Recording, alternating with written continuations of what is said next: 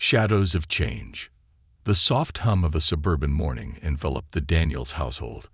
Golden sunlight spilled through the kitchen windows, highlighting the array of breakfast dishes scattered across the table. Seated at the center was Marcus Daniels, a vibrant 16-year-old with unruly curls and a knack for mischief. But this morning, his focus wasn't on his usual hijinks. His eyes were fixed on the latest addition to their family. Ace, a spirited Labrador German Shepherd mix who had bounded into their lives just weeks ago. Ace wasn't just a dog. He was Marcus's dream come true. For years, Marcus had begged his parents for a pet, a companion to call his own. His father, retired Marine Sergeant Benjamin Daniels, had always hesitated, citing the discipline and responsibility needed to care for a dog. But Marcus's relentless persuasion and his mother Clara's gentle nudges had finally won out. Now, Ace was Marcus's shadow. Whether they were navigating the park trails or tossing a frisbee in the backyard, they were inseparable. The bond between them was electric, the kind of unspoken connection that only a boy and his dog could share. That morning, as Marcus tightened the leash on Ace's collar, his father's voice stopped him in the doorway. "Don't forget what we talked about, son," Benjamin said, his tone firm but warm. "Ace isn't just a pet. He's family. Take care of him, and he'll take care of you." Marcus nodded earnestly. "I know, Dad. I got this." The two headed out for their morning walk, the crisp autumn air invigorating their spirits. Marcus loved these quiet moments, the rhythmic sound of Ace's paws hitting the pavement, the occasional wave from neighbors tending their gardens. Life in their small Virginia town was peaceful, almost idyllic. But even in the safest neighborhoods, shadows could loom unexpectedly. As they strolled past the local park, Ace's ears perked up, and his tail wagged furiously. A group of kids playing soccer had captured his attention, and Marcus couldn't resist letting him join the fun. "Go get it, boy." Marcus laughed, tossing a nearby ball. Ace darted after it with the agility of a seasoned athlete, his golden coat gleaming under the sun. The kids cheered, their laughter mixing with Ace's enthusiastic barks. Amid the joy, Marcus noticed a police cruiser parked nearby. Officer Trent Wallace, a tall, broad-shouldered man known for his no-nonsense demeanor, stepped out. Marcus had seen Officer Wallace around town, but had never interacted with him. The officer's expression was unreadable as he approached the group. "Whose dog is this?" Wallace asked, his voice gruff. "He's mine, sir," Marcus replied, his confidence unwavering. "This is Ace." Wallace's sharp gaze moved to the dog, then back to Marcus. "You sure about that? We've had reports of a stray matching his description causing disturbances." Marcus frowned. "Ace isn't a stray. He's mine. He's microchipped, and I've got his papers at home." The officer's stance stiffened. "Let me see your ID." Confused but compliant, Marcus reached into his pocket and handed over his school ID. Wallace scrutinized it before handing it back with a curt nod. "Keep that dog under control," he muttered before walking back to his cruiser. The interaction left Marcus unsettled. Ace, sensing his unease, nuzzled his leg reassuringly. "It's okay, boy," Marcus whispered, stroking Ace's head. "We're fine." But the shadow of that moment lingered as they continued their walk. By the time they returned home, the warmth of the morning had given way to a creeping chill. Marcus recounted the encounter to his father over lunch. "That's unusual," Benjamin said, his brow furrowed. "Wallace isn't one to bother folks without reason. Did Ace do anything to provoke him?" "No, Dad," Marcus insisted. "Ace was just playing. I don't understand why he acted like that." Benjamin's jaw tightened. "Some people make assumptions, son. It's not fair, but it happens. Just keep your guard up." Marcus nodded, though he couldn't shake the feeling that this wasn't the last they'd see of Officer Wallace. That evening, as Marcus prepared for bed, Ace padded into the room and curled up beside him. Stroking his dog's soft fur, Marcus felt a sense of calm return. Ace was more than a pet. He was a source of unwavering loyalty and love. "I'll protect you," Marcus murmured, "just like you protect me." But life had a way of testing even the strongest bonds, and as the shadows of doubt began to gather, Marcus had no idea just how far his promise would be pushed, or how much his life was about to change. The breaking point. A week after the encounter with Officer Wallace, life seemed to return to its tranquil rhythm. Marcus had thrown himself into his schoolwork and after-school soccer practices, and Ace continued to be his faithful companion. Together, they were inseparable, their bond growing stronger with every passing day. But as the days passed, Marcus couldn't shake the feeling of unease. Ace, usually the epitome of confidence, seemed unusually alert on their walks, his ears constantly swiveling at the slightest sound. It was as if he could sense something Marcus couldn't. One brisk Saturday morning, Marcus decided to take Ace to the woods behind their neighborhood. The trails were their escape, a place where they could run free without a care in the world. As they ventured deeper into the forest, the golden sunlight filtering through the trees, Marcus felt the tension of the past week begin to ease. "Come on, Ace," Marcus called, throwing a frisbee into the clearing. Ace bounded after it, his tail wagging furiously. The two spent hours in the woods, playing, running, and simply enjoying each other's company. It was exactly what Marcus needed, a break from the stresses of school, the strange encounter with Wallace, and the ever-growing expectations from his parents. As they started heading back, Marcus noticed a figure standing at the edge of the trail. The silhouette was unmistakable. Officer Wallace. "What's he doing here?" Marcus muttered under his breath, pulling Ace closer to his side. The officer approached slowly, his expression unreadable. "Morning, Marcus," he said, his tone clipped. "Morning," Marcus replied cautiously. "Nice dog you've got there," Wallace said, his gaze fixed on Ace. "Mind if I ask you a few questions?" Marcus's stomach churned. "About what?" "We've had a series of complaints about dogs causing disturbances in this area," Wallace said, crossing his arms. "You sure this one isn't involved?" Marcus's fists clenched. "Ace hasn't done anything wrong. He's trained, microchipped, and he's always with me." Wallace stepped closer, his imposing frame casting a shadow over Marcus and Ace. "You know, sometimes people think they've got control over their dogs, but things can change in an instant. All it takes is one wrong move." Ace growled softly, sensing Marcus's discomfort. "Look, Officer Wallace," Marcus said, his voice steady but firm. "Ace hasn't caused any trouble. If there's an issue, you can talk to my dad. He's a retired Marine, and he knows how to handle dogs." Wallace's eyes narrowed. "I'll be keeping an eye on you." Without another word, the officer turned and walked away, leaving Marcus and Ace standing in stunned silence. That night, Marcus couldn't sleep. The interaction with Wallace replayed in his mind over and over again. Something about the officer's tone, his demeanor, felt off. It wasn't just about Ace. It felt personal. "Why does he hate us?" Marcus muttered, staring at the ceiling. Ace, sensing his unease, rested his head on Marcus's chest, his warm brown eyes filled with reassurance. The following days were tense. Marcus started noticing the police cruiser parked near his school, near the park, near his home. Wherever he and Ace went, it seemed Officer Wallace wasn't far behind. Even his parents began to notice the tension. "Is everything okay, son?" Benjamin asked one evening as they sat on the porch. Marcus hesitated.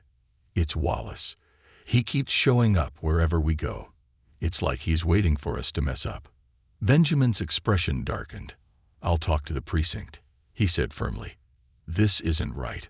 But before Benjamin could make that call, the situation took a turn for the worse. It was a crisp Friday afternoon when it happened. Marcus had just finished soccer practice and decided to take Ace to the park for a quick run. The park was unusually quiet, the usual bustle of kids and families replaced by an eerie stillness. As they approached the open field, Marcus noticed Wallace's cruiser parked near the entrance. His heart sank.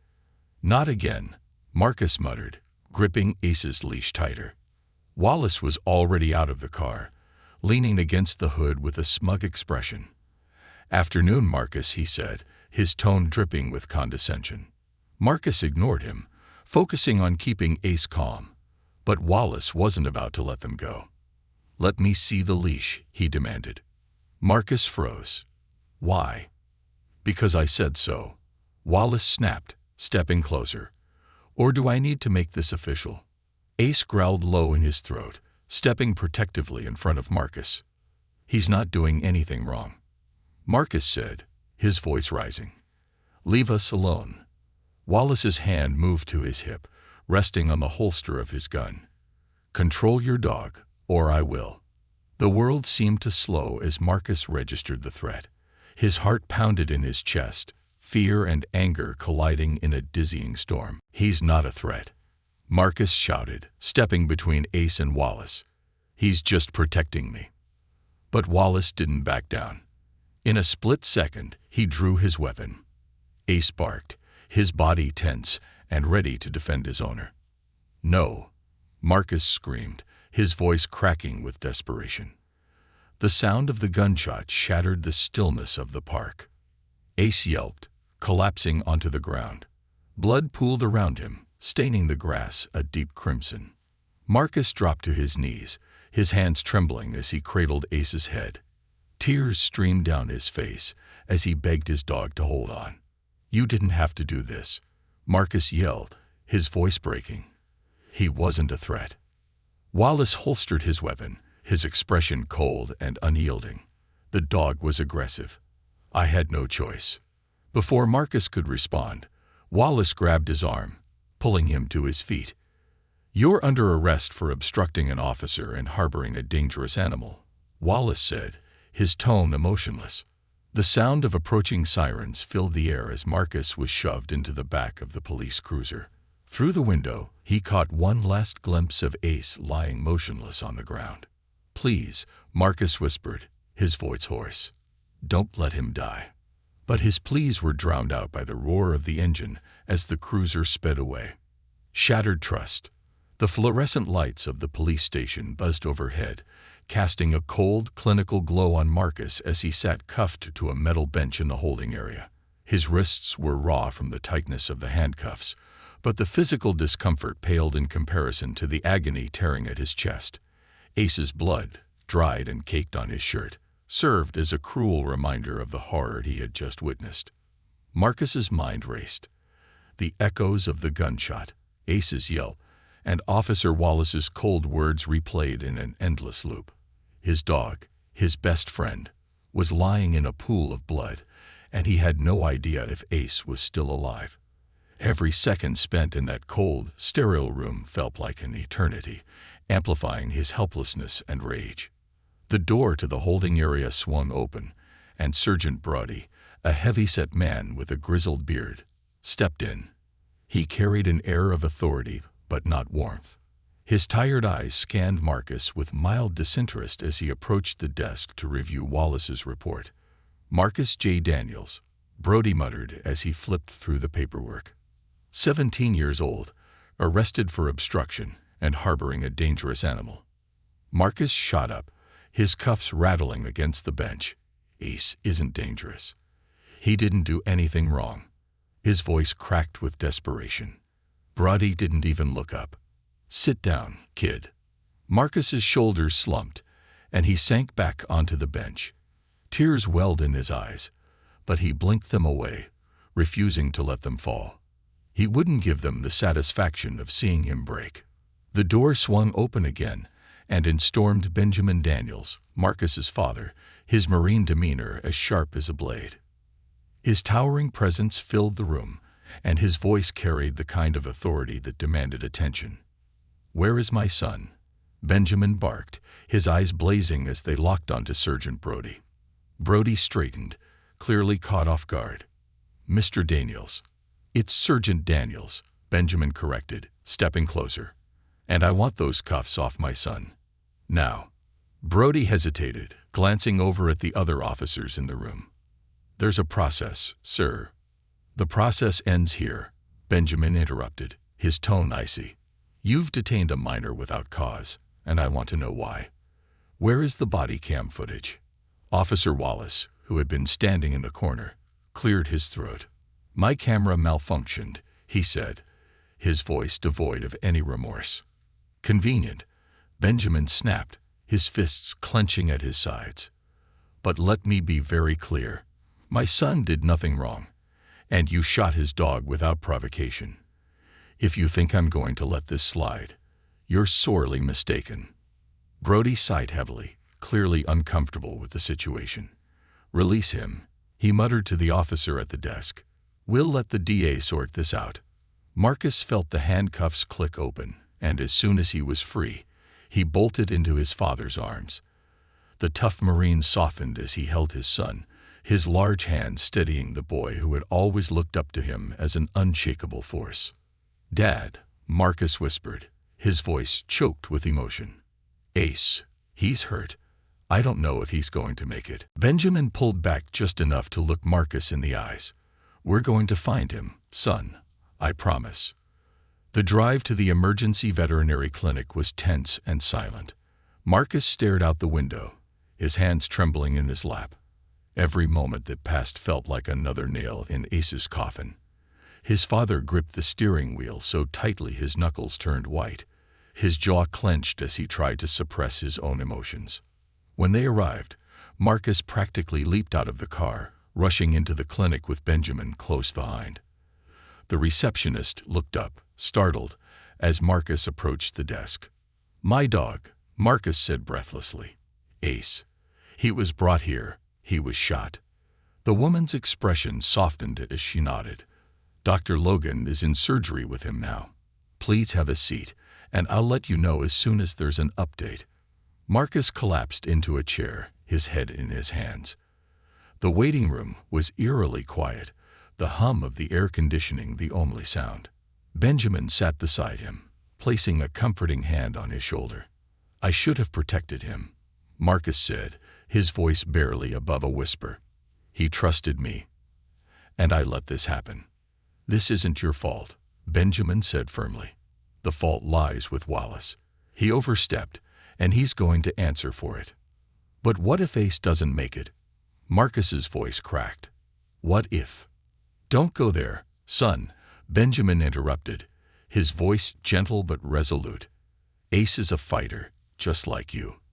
And no matter what happens, we're going to fight for justice. For him and for you."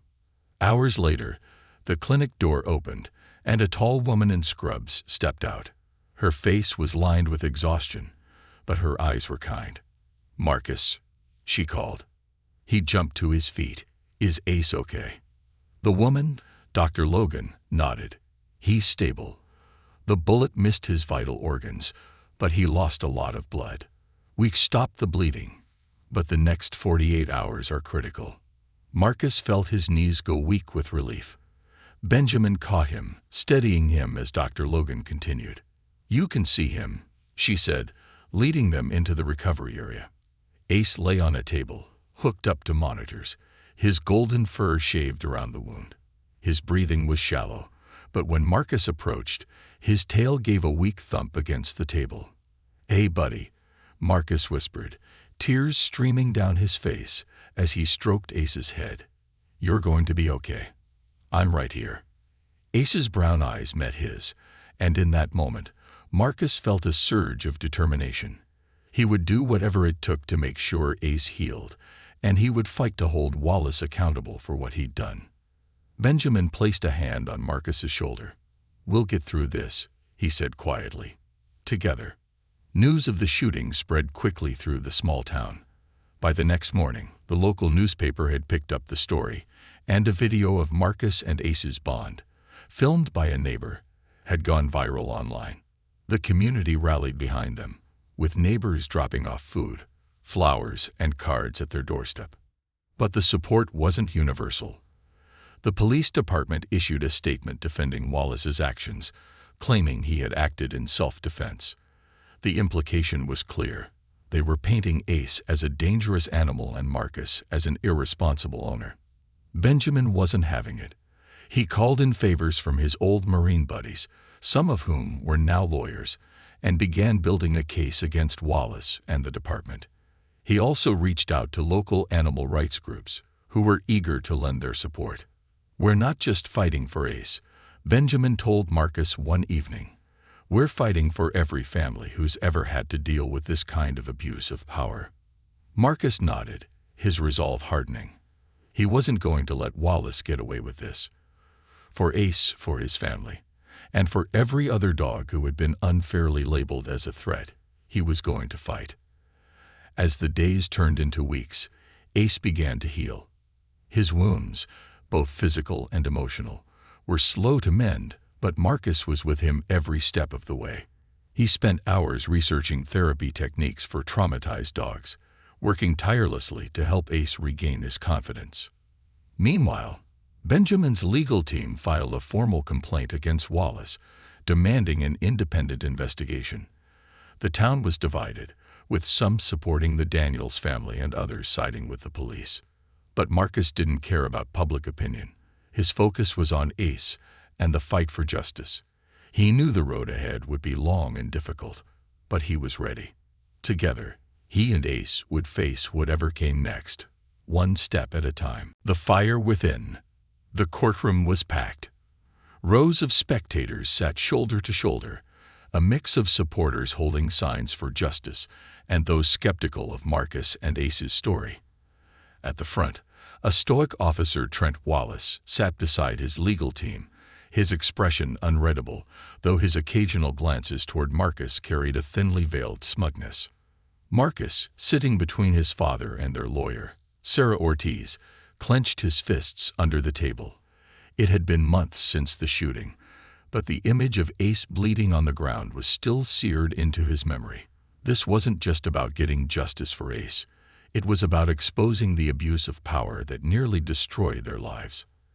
"Are you ready, Marcus?" Sarah asked, her voice calm but firm.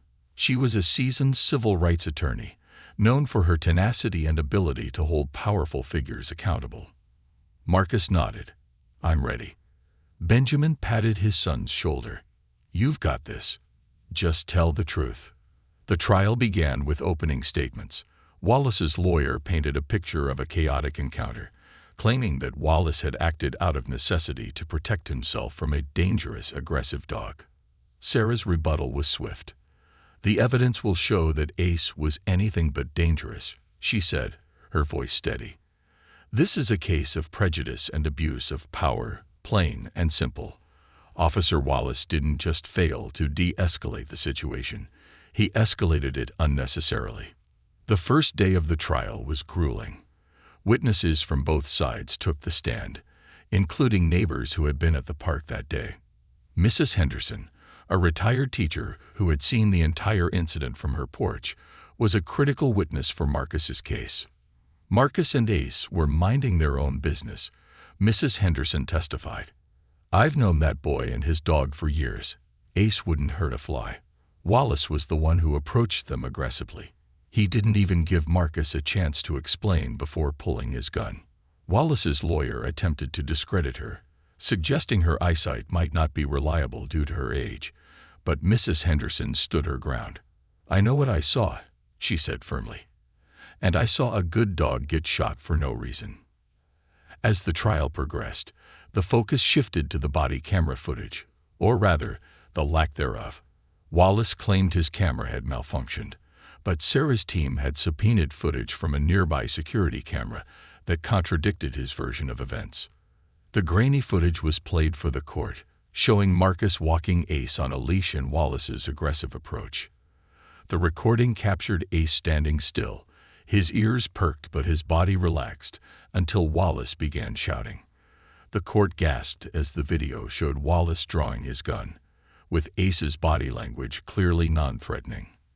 "Does this look like a dangerous dog to you?" Sarah asked the jury, pausing the video on a frame where Ace was visibly calm. Wallace's lawyer attempted to argue that the video didn't capture the entire context, but the damage was done. The jury had seen enough to question Wallace's credibility. When Marcus took the stand, the room fell silent.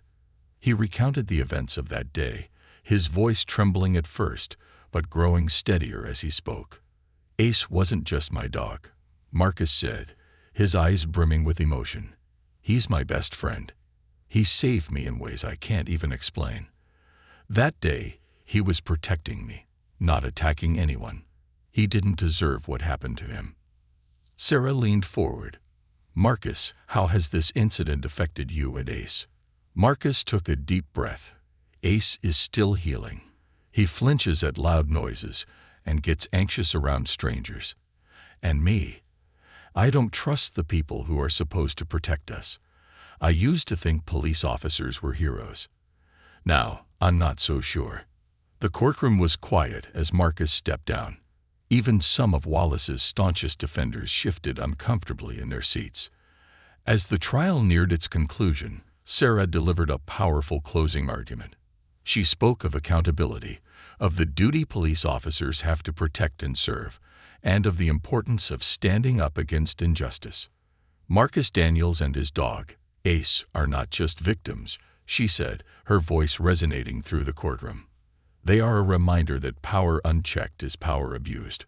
Officer Wallace made a choice that day, a choice to escalate instead of de-escalate, to shoot instead of assess.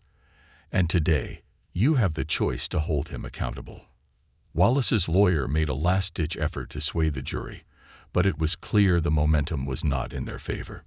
The jury deliberated for hours, and every second felt like an eternity for Marcus and his family. When the verdict was finally read, Marcus held his breath. On the charges of misconduct, abuse of power, and falsification of records, we find the defendant, Officer Trent Wallace, guilty. A wave of relief washed over Marcus as the courtroom erupted in a mix of cheers and murmurs. Wallace's face hardened, but he said nothing as the judge announced his sentencing, removal from the police force, and a ban from holding any public service position again. For Marcus, it wasn't just about punishing Wallace. It was about proving that the truth mattered, that even in a system that often seems stacked against people like him, justice could prevail. The weeks following the trial were a whirlwind. The story made national headlines, sparking debates about police accountability and the treatment of animals. Marcus and Ace became symbols of resilience and hope, their story resonating with people across the country. But for Marcus, the real victory was in seeing Ace's slow but steady recovery. He worked tirelessly to rebuild his dog's confidence, taking him to therapy sessions and spending hours training and reassuring him.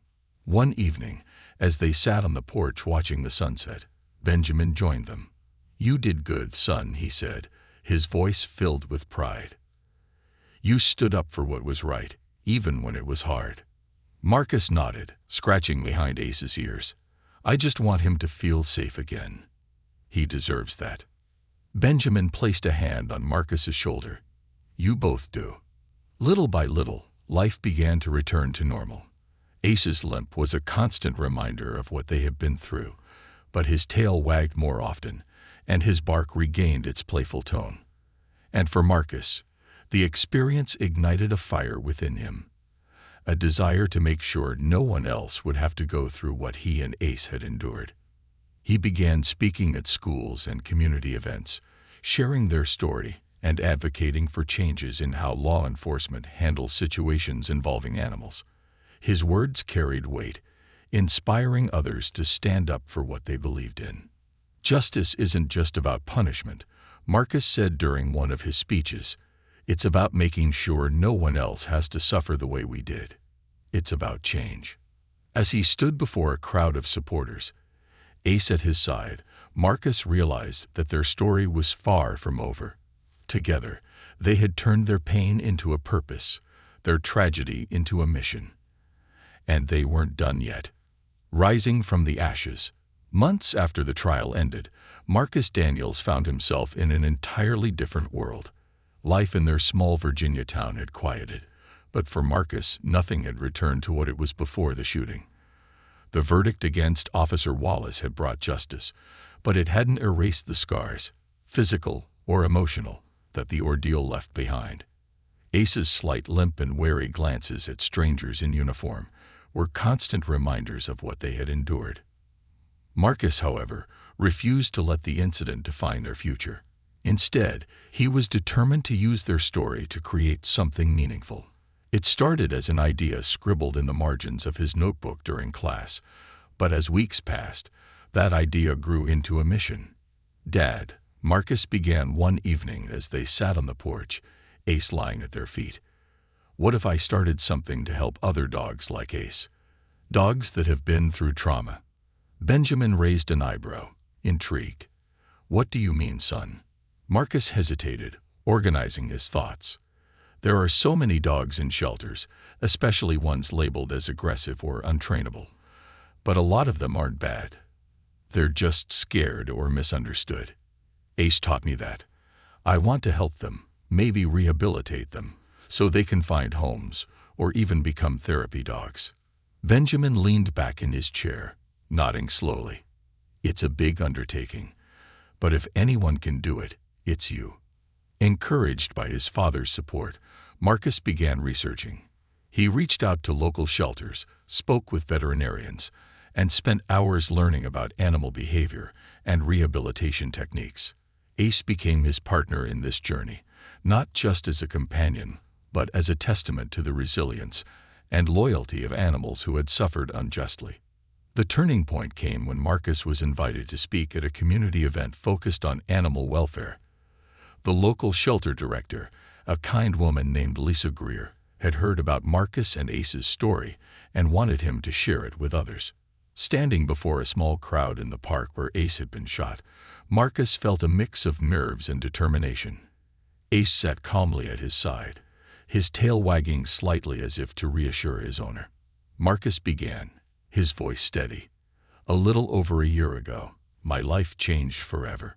My best friend, Ace, was shot by someone who was supposed to protect our community. That day could have broken us, but instead, it showed us how much work there is to do, not just for justice, but for understanding." He glanced at Ace, who looked up at him with unwavering trust. "Dogs like Ace, and so many others in shelters, don't need punishment. They need patience. They need a chance. That's why I'm here, to start giving them that chance." The audience erupted into applause, and as Marcus stepped down, several people approached him with questions and offers of support. Lisa was among them. "That was incredible, Marcus," she said, her eyes shining. "You're an inspiration, and if you're serious about starting a program, I want to help." With Lisa's guidance and Benjamin's logistical support, Marcus's dream began to take shape. They secured a grant from a local animal welfare organization and found an abandoned warehouse on the outskirts of town that they could transform into a rehabilitation center. It wasn't much, cracked concrete floors, peeling paint, and broken windows, but Marcus saw its potential. Over the next few months, the community came together to help. Volunteers painted walls, installed fencing for outdoor play areas, and donated supplies. Local businesses chipped in, offering discounts on construction materials and equipment.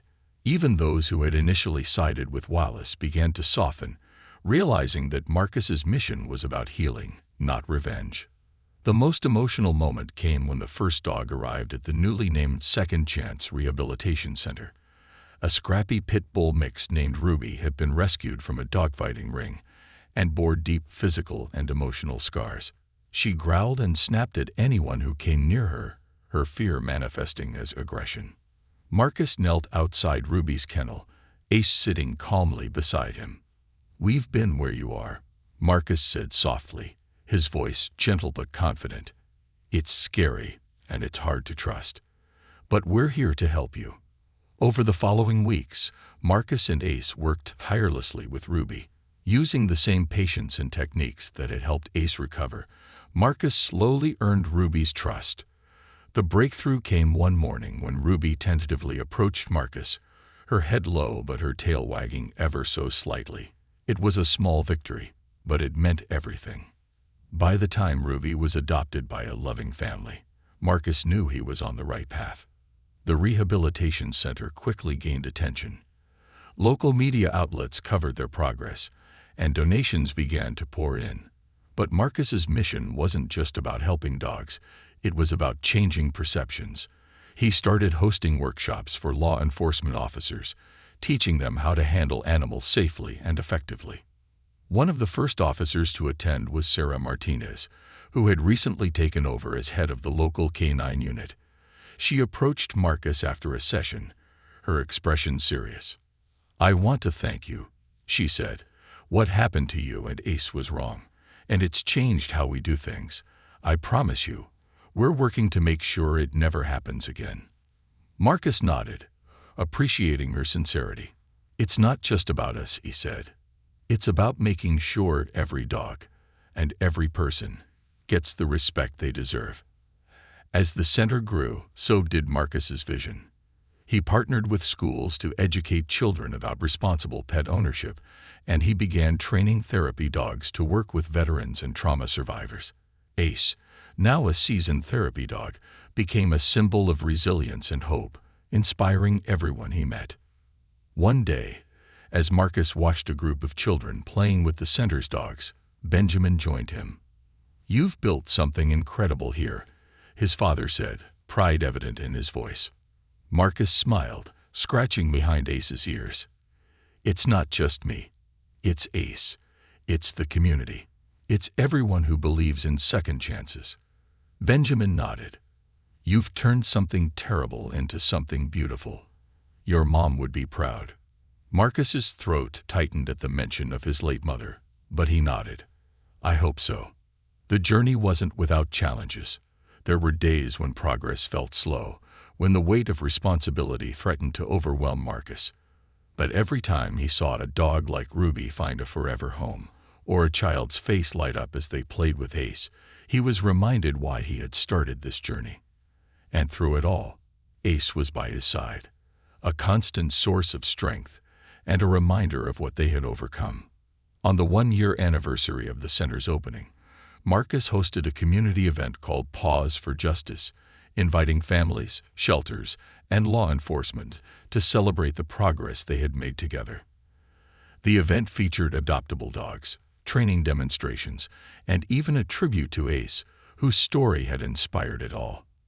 As the sun set over the center, Marcus stood on the stage, Ace at his side, and looked out at the crowd. "This center isn't just about dogs," he said. "It's about us, about how we treat each other, how we stand up for what's right, and how we find healing together." The applause was thunderous, but what meant the most to Marcus was the wag of Ace's tail, a silent acknowledgement of the journey they had shared. And the bright future still ahead, a legacy of healing. The warm glow of the morning sun filtered through the windows of the Second Chance Rehabilitation Center. Inside, the atmosphere was alive with the sounds of healing. Playful barks, the rustle of volunteers moving through the kennels, and the soft murmur of conversations. Marcus Daniels stood in the main training area, a calm yet commanding presence. At 18, he had become the face of a growing movement that extended far beyond their small Virginia town. Ace, now 4 years old, lay at Marcus's feet, watching intently as a nervous Labrador mix named Jasper tried to navigate a simple obstacle course. Jasper's backstory was heartbreaking. Rescued from an abusive home, he had been labeled unadoptable by 2 previous shelters. But to Marcus, there was no such thing. Every dog deserved a chance to heal, and Jasper was no exception. "Take your time, buddy," Marcus said gently, crouching to Jasper's level. Ace rose and approached the timid dog, his movements deliberate and calm. With a slow wag of his tail and a soft nuzzle, Ace encouraged Jasper to step forward. The Labrador hesitated but eventually placed a paw on the first platform. "That's it."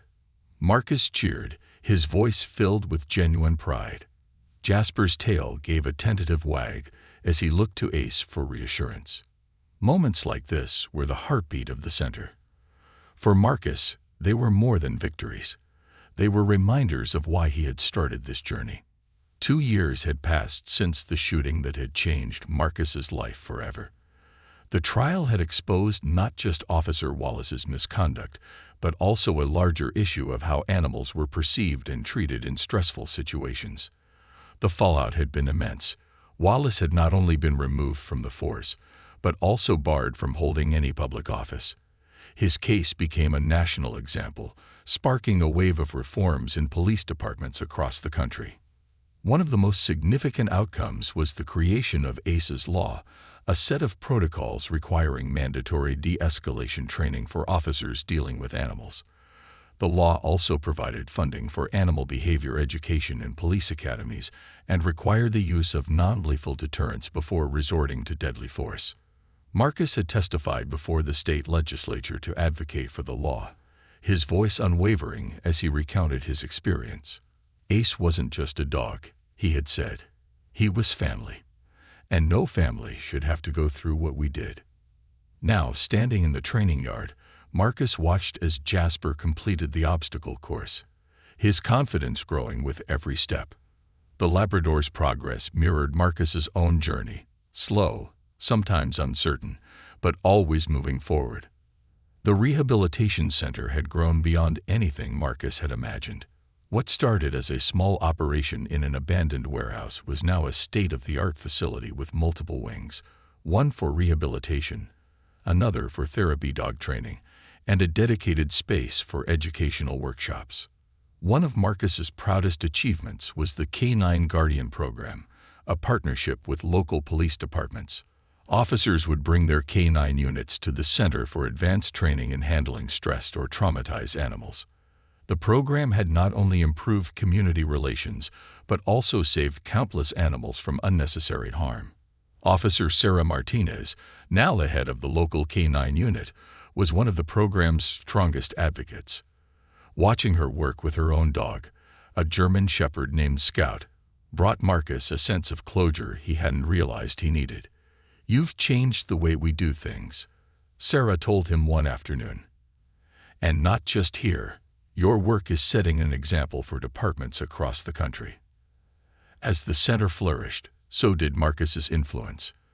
Invitations to speak at conferences and schools poured in, and Marcus began to see himself as not just a dog trainer but a voice for change.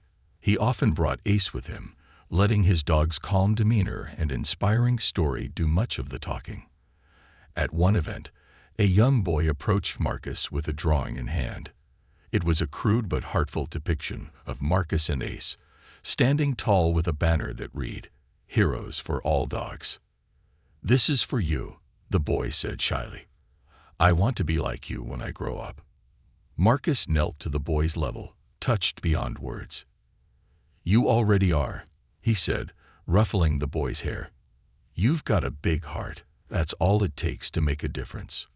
Moments like these reminded Marcus that their story wasn't just about the past, it was about shaping the future. Despite the successes, challenges remained. The emotional toll of working with traumatized animals was immense, and not every story had a happy ending. Marcus had learned to lean on his father, Benjamin, and the close-knit team of volunteers who had become like family. Together, they created a culture of resilience, celebrating small victories and supporting each other through setbacks. One such setback came when a particularly aggressive Rottweiler named Titan was brought to the center. Marcus and his team spent weeks trying to reach him, but Titan remained closed off, his growls and snarls a constant barrier.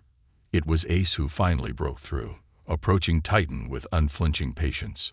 Slowly, Titan began to trust, first Ace, then Marcus, and finally the world around him. When Titan was eventually adopted by a retired couple with experience in handling large dogs, Marcus couldn't hold back his tears. "Every dog has a story," he said during the farewell, "and every story deserves a second chance." On the 2-year anniversary of the center's opening, Marcus hosted a community event called Paws Forward, a celebration of their achievements and a fundraiser for future projects. The park was filled with families, dogs of all breeds, and booths showcasing the center's programs. The highlight of the day was a surprise for Marcus. Lisa, the shelter director, had secretly organized a plaque dedication in honor of Ace. "As we celebrate the progress we've made, it's important to remember the one who inspired it all," Lisa said, gesturing toward the plaque. "Ace showed us the power of resilience, loyalty, and love. This center wouldn't exist without him. Marcus stood with Ace at his side, overwhelmed with emotion. "This isn't just for Ace," he said, his voice steady despite the lump in his throat. "This is for every dog that's ever been misunderstood, for every family that's ever been torn apart by injustice, and for every person who believes that love is stronger than fear." The crowd erupted into applause as Marcus knelt beside Ace, who wagged his tail as if he understood the significance of the moment. That evening, as the sun dipped below the horizon, Marcus and Ace walked through the quiet training yard. The shadows stretched long across the ground, but instead of feeling ominous, they felt like a reminder of how far they had come. "You ready for what's next, boy?" Marcus asked, his hand resting on Ace's head. Ace gave a soft bark, his tail wagging. Together, they had faced the darkest of days and emerged stronger. And together, they would continue to make a difference. One dog, one family, one community at a time. As they walked toward the horizon, the lights of the center behind them, Marcus felt a deep sense of peace. Their story wasn't over. In fact, it was just beginning. And with Ace by his side, he knew they could face anything.